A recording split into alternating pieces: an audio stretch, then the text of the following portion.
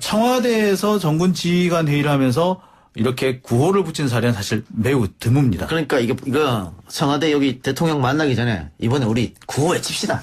이랬던 거잖아요. 그랬죠. 이게 뭐라고 해석해야 됩니까, 그러면? 글쎄 이걸 어떻게 해석할 수 있는지는 모르겠습니다만 보통 대통령이 취임한 첫 해에는 왜 그 국군의 날 행사도 되게 성대하게 하고 합니다만 이번 문재인 정부에서는 그럴 만한 기회가 없었어요. 근데 그런 의미에서 여러 가지 지금 뭐 군을 둘러싼 복잡한 문제들이 있으니까 어수선하고 뭐 항명 이야기 나오고 그렇죠. 그러니까 그런 의미에서 정군 지휘관들이 어떤 그 대통령에 대한 그 군 동수권에 대한 충성을 그대로 약속한다 이런 의미를 어느 정도 내포하지 않았을까 예 그런 생각이 듭니다. 항명이라니 있을 수 없습니다. 뭐 이런 겁니까? 근데 저는 항상 그렇게 얘기합니다. 겉으로 드러나는 걸로는 대답할 수 없고 말을 할 수 없고 그 사람이 어떻게 살아왔는지 어떤 행동을 했는지를 보면은 거짓말인지 참말인지 알 수 있다고 얘기하는데 구호에 모든 것이 달렸겠습니까? 군이 어떻게 했는지가 더 중요하지 않겠습니까? 예. 그럼 지금 뭐 군이 어수선하다 이렇게 앞에서 말씀드렸습니다만은 그 지난 24일 국회에서 민병삼 대령과 송영무 장관의 설전. 네. 뭐 서로 거짓말하고 있다 이렇게 얘기했잖아요. 그래서 이거 하극상 아니냐 뭐 이런 얘기까지 나왔는데 문재인 대통령이 중요한 것은 누가 거짓말하고 있냐가 중요한 게 아니다. 결국은 계엄령 문건이 어떻게 됐냐 이것부터 밝히고 나서 나중에 혹시 잘못된 게 있으면은 그때는 책임을 묻겠다. 송 장관이 아마 책임을 물은 것 같은데요. 이거는 그러면은 대통령의 의지를 나타낸 거 아니겠어요? 그렇죠. 사실은 이제 그 문제의 본질을 놔두고 자꾸 이 사건이 산으로 가고 있다 이제 이런 느낌을 받으셨던 것 같고요. 사실 가장 핵심은 이 기무사 문건을 누가 만들었느냐 그리고 무슨 목적으로 만들었느냐 정말 그 세부 실행 계획이라고 하는 것이 실행될 것을 전제로 이런 식으로 만들어서 결국 쿠데타라고 하는 것까지 어느 정도는 생각한 것이냐 사실 이걸 파헤치는 게 본질인데 그 당시에는 없었던 사람들끼리 모여서 내가 보고를 잘했네 못했네 또 뭐 당신이 뭐라고 했네 안 했네 이걸 가지고 싸우는 것 자체가 사실은 이거는 본질이 아니다 말씀하신 것 같고 사실은 저는 그런 부분이 있다고 봅니다. 송영무 장관이 현실적으로 말씀을 사실 잘 못하는 경우도 많아요. 그리고 그 군이라고 하는 곳이 조직적으로 이런 식으로 저항을 하게 되면 그 한 명 바보 만드는 것 정말 쉽다 이런 얘기 많이 듣거든요. 이제 그런 상황에서 뭐 현명하고 말 잘하고 이런 사람이라고 하면은 또 뭐 세련되게 빠져나갈 수 있겠지만 그런 걸 못했다라고 하는 점은 충분히 인정하는데 그렇다 하더라도 지금 국방부에서 벌어지고 있는 특히 기무사와 관련해서 벌어지고 있는 이런 일들은 매우 올바르지 않고 그렇기 때문에 우선 그것으로 프레임을 자꾸 몰고 가다 보면은 또 사실은 사건의 본질이 달라질 수 있기 때문에 대통령께서 적절한 타이밍에 적절하게 끊어주신 것이다 이렇게 봅니다. 그러니까 소위 말해서 중요한 어떤 밝혀야 할 것이 있는데 그렇죠. 물타기를 시도하면서 중요한 것이 사라져 버렸다. 이럴 수 있으니까 대통령이 나서서 알려준 거에 그게 중요한 게 아니다라고 얘기한 그렇죠. 건데 네. 어쨌든 간에 그래도 이게 국민들이 다 보는 자리에서 이런 하극상 같은 초유의 사태가 벌어졌기 때문에 뭐 군 통수권은 대통령한테 있지만은 책임은 국방장관한테 있는 거 아니겠습니까? 그렇죠, 그래서 당연히. 리더십이 굉장히 크게 흔들렸다. 이런 주장도 있단 말이죠. 사실 기무사가 노리는 것이 바로 그런 여론이라고 생각이 듭니다.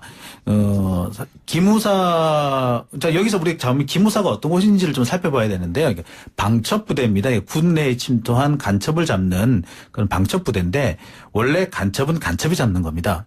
KGB를 CIA가 잡는 것처럼 똑같은 위치거든요. 근데 이렇게 스파이 역할을 하는 사람들, 이렇게 정보원들은 원래 모든 것을 다 짜놓는 겁니다. 사실 모든 거짓말을 만들고 거짓말 속에서 일정한 행동을 하는 사람들이거든요.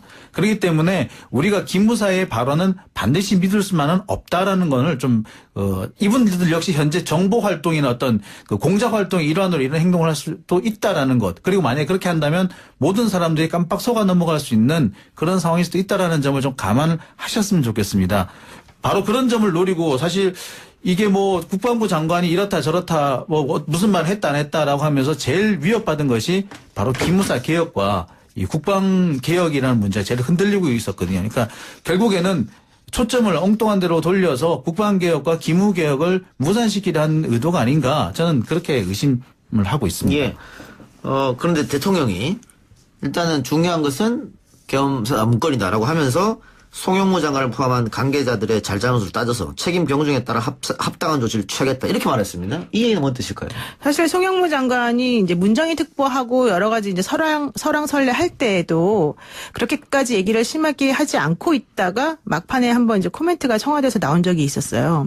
그리고 이번이 사실 저는 두 번째라고 지금 알고 있는데 그 얘기는 그만큼 송영무 장관에 대해서 청와대가 보내는 메시지다 이렇게 사실 파악하는 것이 맞지 않나 생각이 들고요.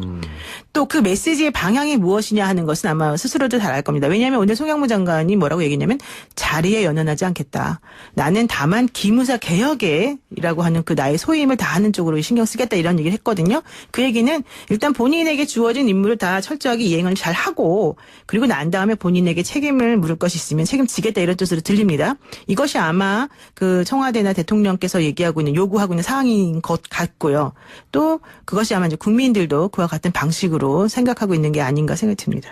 제가 볼 때는 그렇습니다. 사실 송 장관 후임으로는 그 사실 민간인 국방장관이 나와야 한다라는 그런 주장들도 많았고 그렇게 전망하시는 분들도 많았습니다. 그런데 지금 상태에서는 민간인 국방부 장관이 나오기 좀 어렵죠.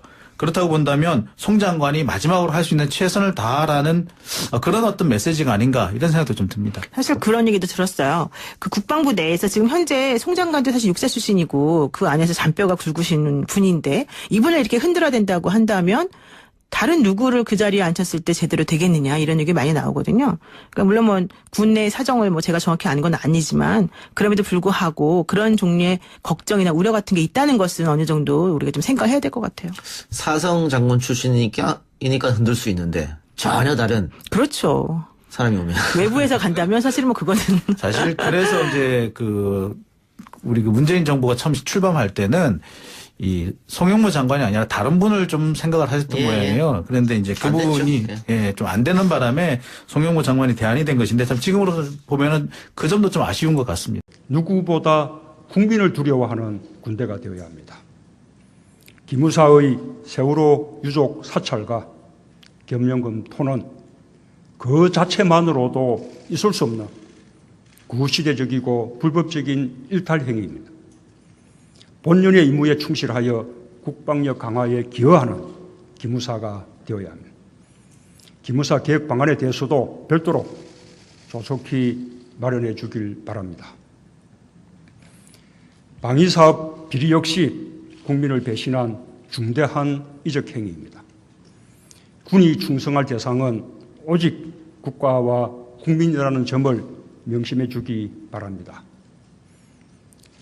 장병 한 사람 한 사람의 안전과 인권이 보장되는 선진 민주구대를 만드는 것도 중요한 개혁 과제입니다.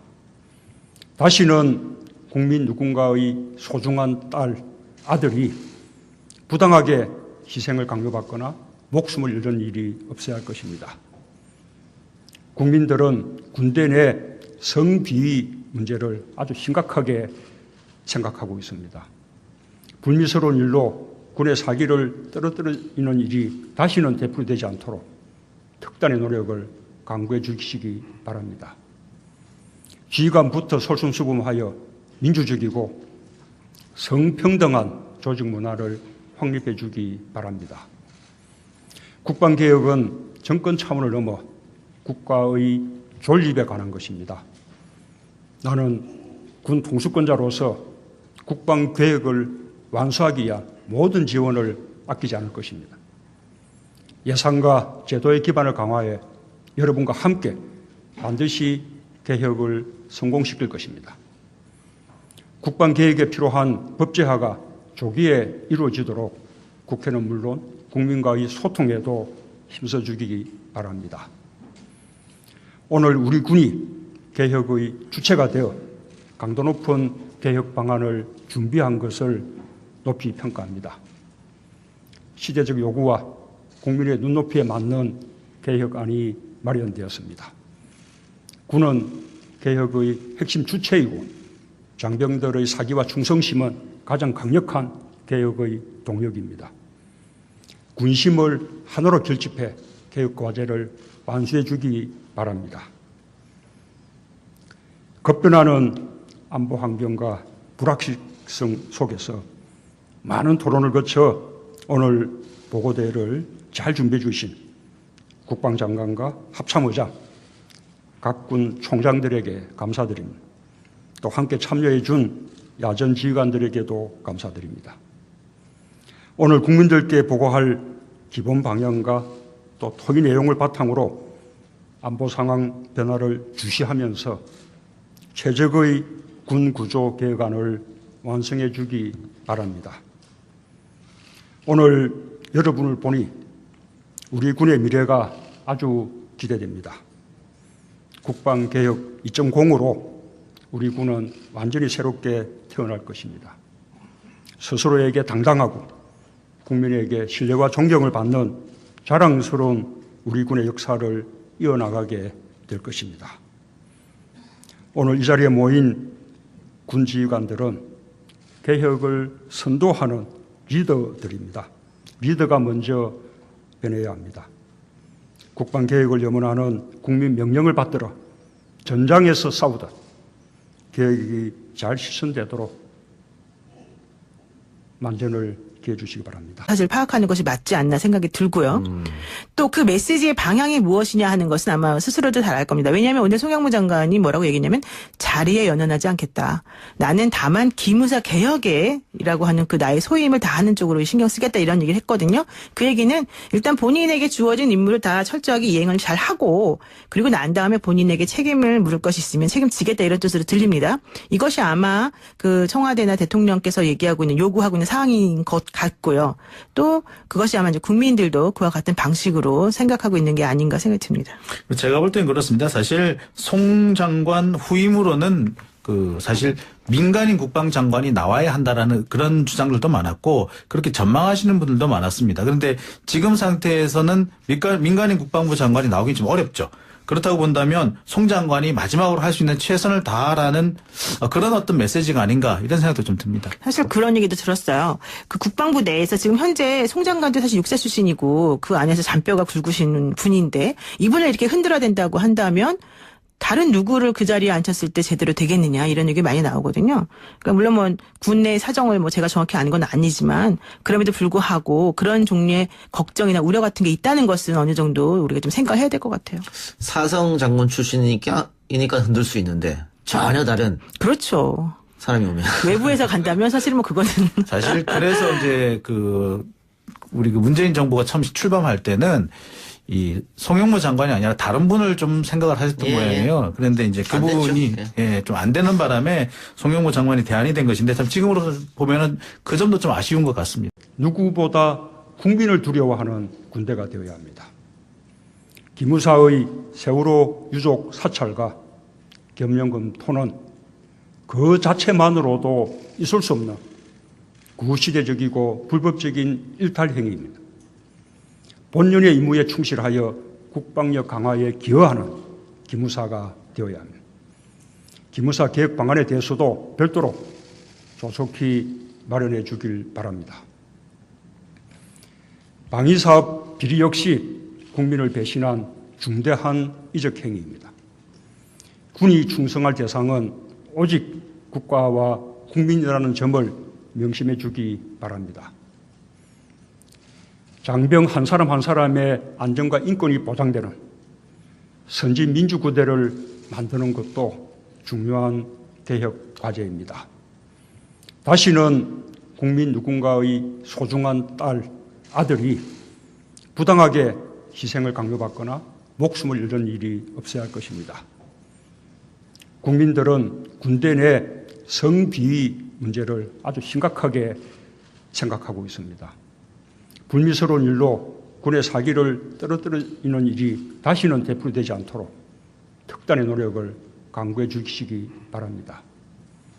지휘관부터 솔선수범하여 민주적이고 성평등한 조직 문화를 확립해 주기 바랍니다. 국방개혁은 정권 차원을 넘어 국가의 존립에 관한 것입니다.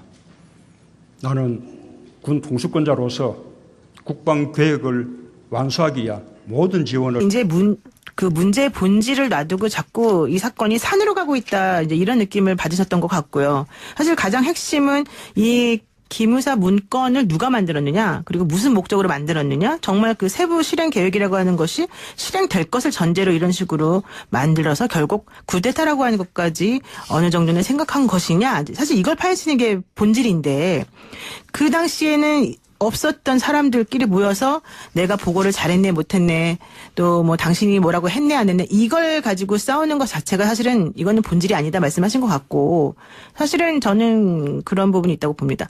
송영무 장관이 현실적으로 말씀을 사실 잘 못하는 경우도 많아요. 그리고 그 군이라고 하는 곳이 조직적으로 이런 식으로 저항을 하게 되면 그 한 명 바보 만드는 것 정말 쉽다 이런 얘기 많이 듣거든요. 이제 그런 상황에서 뭐 현명하고 말 잘하고 이런 사람이라고 하면은 또 뭐 세련되게 빠져나갈 수 있겠지만 그런 걸 못했다라고 하는 점은 충분히 인정하는데, 그렇다 하더라도 지금 국방부에서 벌어지고 있는, 특히 기무사와 관련해서 벌어지고 있는 이런 일들은 매우 올바르지 않고, 그렇기 때문에 우선 그것으로 프레임을 자꾸 몰고 가다 보면은 또 사실은 사건의 본질이 달라질 수 있기 때문에 대통령께서 적절한 타이밍에 적절하게 끊어주신 것이다 이렇게 봅니다. 그러니까 소위 말해서 중요한 어떤 밝혀야 할 것이 있는데 그렇죠. 물타기를 시도하면서 중요한 것이 사라져버렸다. 이럴 수 그렇죠. 있으니까 대통령이 나서서 알려준 거에 그게 중요한 게 아니다라고 얘기한 그렇죠. 건데 네. 어쨌든 간에 그래도 이게 국민들이 다 보는 자리에서 이런 하극상 같은 초유의 사태가 벌어졌기 때문에 뭐 군 통수권은 대통령한테 있지만은 책임은 국방장관한테 있는 거 아니겠습니까? 그렇죠, 그래서 당연히.